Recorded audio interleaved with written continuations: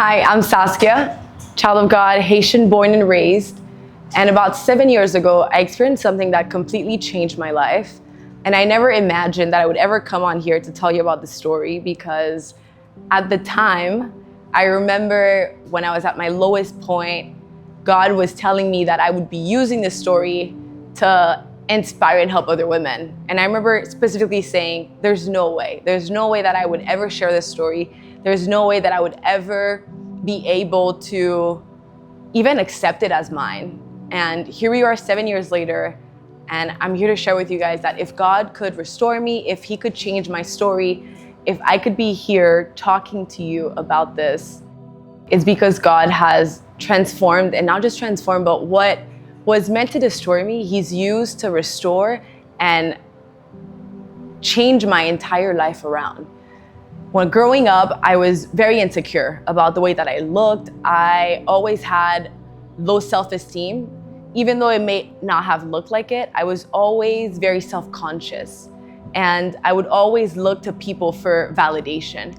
I would always look to status. I would always look to, as a child, it was getting the good grades. I would do everything right. I learned that as a child. In order for me to not be considered a problem child, I had to be perfect. So at an early age, I would smile always. I had a happy face on. No matter what was going on, I would always show that everything was perfect. And that's how I learned to do it. That's how my family did it. It didn't matter if the world was falling apart. And so I grew up with that. I'm giving you a little context of where I came from so you can understand what God has brought me out of. And when I went off to college, it was a time of exploration. It was a time of being free to explore and do whatever I wanted. And at the time too, I was leaving Haiti with a lot of heartache. Our family had just gone through, my dad used to work in politics. We had gone through a very hard moment. And I remember leaving and going to the States and saying, I'm starting over from scratch. I'm going to start a whole new life. And when I went to the States, I started partying a lot. I started drinking a lot. And I was just trying to explore what it was like to live the life that I would see in the movies. But growing up, I grew up Christian and Catholic. And so I went to a Christian high school, and I was always conflicted because growing up in the Christian high school, I would learn more about God, who God was, who Jesus was. But then I would just go to church on Sunday at the Catholic church because that's what my family did. And I would always felt like I needed to pick a side, but I never knew what side to pick. So when I went to college, that battle continued of trying to pick the right side. I would even go to both events. I would go to the Catholic events and Christian events. And I was just trying to find my place. But I think looking back now, my faith was more based on religion than it was on connection, because it was about doing the right things in order to earn God's favor. And I was doing everything right? So background of being the perfect child, doing everything right. And 7 years ago, I was raped. And when that happened, I hit my lowest point because I felt like I had done everything right. And how could this be happening to me? I was even going to 2 different churches. And I felt like God was punishing me for wanting to experience a little bit of the world. And I decided that if that was who God was, if God was the God that punished me because I went out drinking a few times, then I wasn't interested in following that God. So I walked away and I said, you know what? I've spent my whole life being the perfect child. No more. I'm just going to have fun, and I won't think about who it affects, who it doesn't affect. And so I really got lost in the world. I would drink a lot more. I would go out partying Monday, Tuesday, Wednesday, Thursday, Friday, Saturday, Sunday. And it was just a life where I was trying to fill that void that I had. But no matter what I tried to do, nothing could fill that void. It was always waking up the next day and feeling as empty as I did before. It didn't matter what I tried to achieve.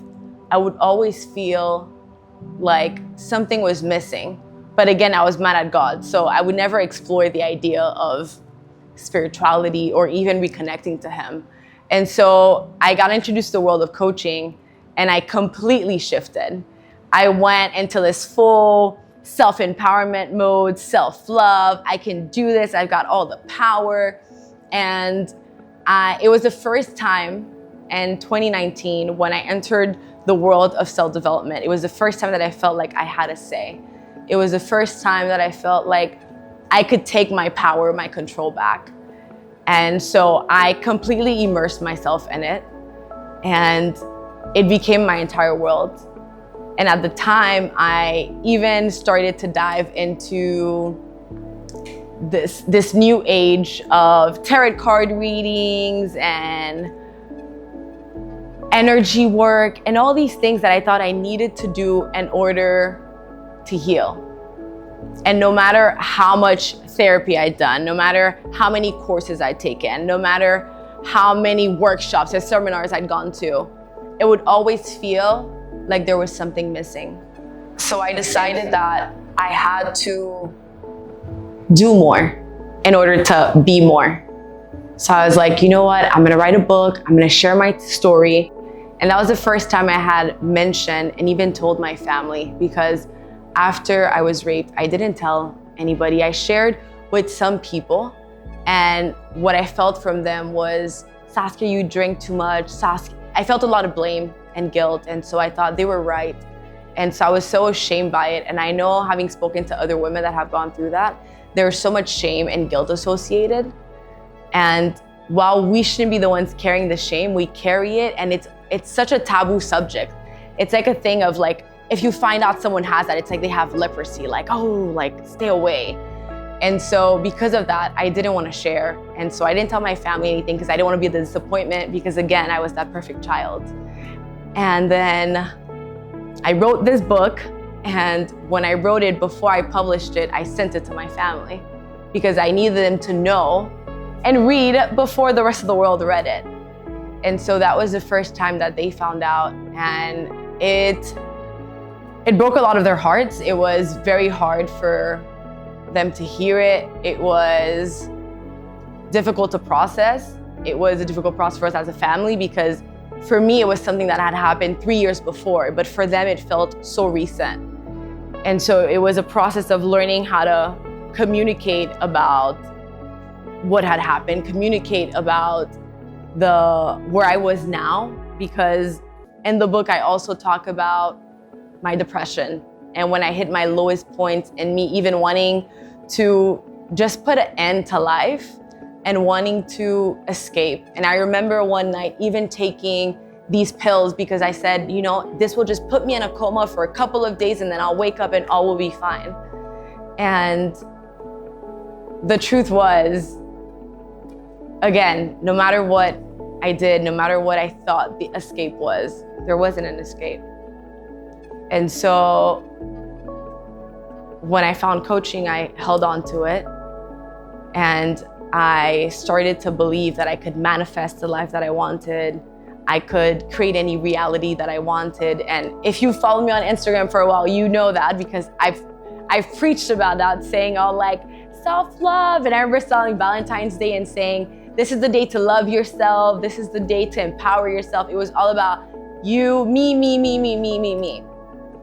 And then I ended up having to leave. I lived in New York City. I ended up having to leave New York City. And when I left New York City, it was a very hard transition for me, because it was not so much that I wanted to leave, but more so that as I said, I'm Haitian, and my paperwork as a student and working visa had expired. And so I had to choose between if I was going back home to Haiti or the Dominican Republic. And I decided to move here at first, but it was not so much a decision, more so something that I felt like I had to do because it was the only option. And so when I moved here, I hated it. I didn't speak the language, I didn't know anybody, and I was even more fierce on God. I said, first this, and now you're bringing me to a country that I don't know anybody.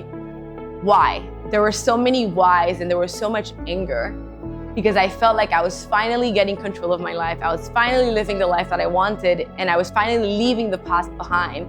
And here I was in this new country with absolutely nobody, no friends, because I had my parents, but I didn't have friends. I didn't have community. And now looking back 2 years later, I can understand why God brought me here. Because if I hadn't come here to the Dominican Republic, I would have never walked into the church that I go to now, which is Global International, and I would have never reconnected with my faith, because I was on such a journey of self-empowerment, which there's nothing wrong with that. But when you get so lost in the I can, it's all about me, and it's almost like you put yourself on the pedestal of playing God. And when I came here, it was a moment of complete transformation and healing, because I had to learn to live with my parents again after living alone for so many years. And I had to learn a new language. I had to learn a new way of life. And then now I was starting to understand that no matter how much I thought I could create my reality, there was so much that was out of my control. And when I was at my lowest is when God showed up. And when I mean showed up, he didn't like literally appear, but I felt something in my heart telling me that I needed to reconnect again. And that was a hard journey, because like I told you, I felt like he had punished me, and I felt like he was a punishing God. So reconnecting meant healing that. It meant being able to forgive. It meant forgive myself. And God really started to transform my heart when I started to read my Bible. I started to read it, that was my journey, is I started to read my Bible every night. And through reading it, I had a process of saying, I want to get to know him better. Because I said if I ever would go back to Christianity, it wouldn't be because I grew up that way, or because if I don't, I'm going to hell. I wanted it to be because I truly and genuinely had a connection with him. And so I started reading and I started getting to know him more, and he started to slowly work in my heart, started to heal what I thought I had already healed or I had already worked on. And in August, I went to this retreat, and at that retreat that my church did, I was able to realize that even though I had healed a lot through therapy, I had still not forgiven myself yet. And that was so hard for me to do, because forgiving myself meant removing any control that I had over the situation. It meant accepting that that had happened, and it meant finally letting go of all that I was blaming myself for. And that was such a hard process, because for so long I've held myself responsible. And after being able to finally, after almost 7 years, finally say, I forgive myself for not being able to do anything differently, for not knowing any differently at the time. There was such a peace and relief that I felt, but not just that, it felt like I was finally closing a chapter. And then to talk about how incredible and amazing God was, I remember at that same retreat, my leader in the morning had told us a story about Jacob, who was fighting for his blessing. And she had asked us, what do you want God to bless you with? And I remember thinking in my head, I would just love to have my innocence restored. I would just love to be like that child again. I would just love to be who I was before. And I didn't share that with anybody, but then as the day went on and I forgave myself, later that evening, I remember I had an opportunity to share what I was experiencing throughout the retreat. And I was so afraid because I was gonna do it in Spanish, didn't speak the language, but I said, you know what? I need to share how God has freed me from something I didn't even realize I was holding on to. So I got up and I shared, and afterwards when I sat down, somebody came up to me and she said, God has a message for you. And I said, okay, like, what's the message? And she said, he wants me to tell you that he's restored your body. He's restored you back to your innocence. And when she told me that, I was like, what? Because it was the thing that I had earlier desired and wished for, but I never thought was possible.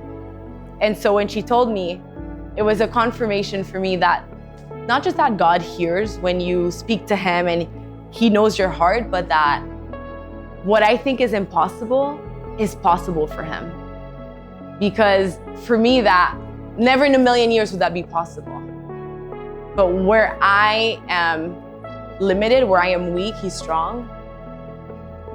And so I wanted to come on here and share this story that I've been so afraid to share for so many years, because I know there's many women out there, and men as well, that have a similar story, whether it was an assault, any kind of sexual trauma, or any other sort of emotional or physical abuse, and you're living with it, and you're living with the shame, and you're living with the guilt, and you're living with the pain, and it feels like no matter what you do, no matter how much therapy you do, when the triggers come up, it brings you right back to step one. And you wonder, is there ever a way out of this? And I just want to remind you that if God could restore it, if he could heal what I thought could never be healed, then he can do it for you too. And so whatever it is that you're going through, whatever it is that you feel is impossible, whatever you're holding on to that's weighing you down, if you're at your lowest point, there is a light at the other side of the tunnel. And it won't always be this dark. It won't always be this painful. There's a God who loves you, who cares for you. He wants to be on this journey of healing with you. He wants to take you so much further than where you know that you can even get to. But you just need to open that door, because he's not gonna come in if you don't even desire it, or even if it requires a step from you, and then he makes all the other steps. But he just needs you to say, hey, and your prayer can look like, hey, I'm dying here. Can you show up? Can you do something? And I promise you, he will meet you where you're at. You don't have to be perfect to start this journey. I definitely am nowhere near perfect. And that's the beauty of it, is he just wants to meet you where you are. So it's not about being perfect. It's not about being the right Christian or doing it all right. It's just about showing up where you are and knowing that no matter what you're going through, he can get you through it. And he loves you, and he will forgive you, and you can move in faith. I hope that this testimony serves as a fact for you that God can do it, that there is a light at the other side of the tunnel for you, that you don't have to stay in this pain forever. And I hope that this brings you peace. I hope that it brings you blessings, and I hope that it brings you closer to God, because he truly is the answer. And what you'll experience with him, you won't ever experience with anybody or anything else in this world, because there's absolutely nothing that will satisfy you like he will. And I just want to say thank you if you're watching this. Thank you for being on here and staying tuned, and comment, like, subscribe, share, follow me on Instagram, TikTok, here on YouTube. My name is Saskia St. Lot, STLOT, Saskia, SASKIA. And so you can find me as that, Saskia St. Lot, on Instagram, TikTok, YouTube. And I hope that you have a blessed day or night whenever you're watching this. Bye.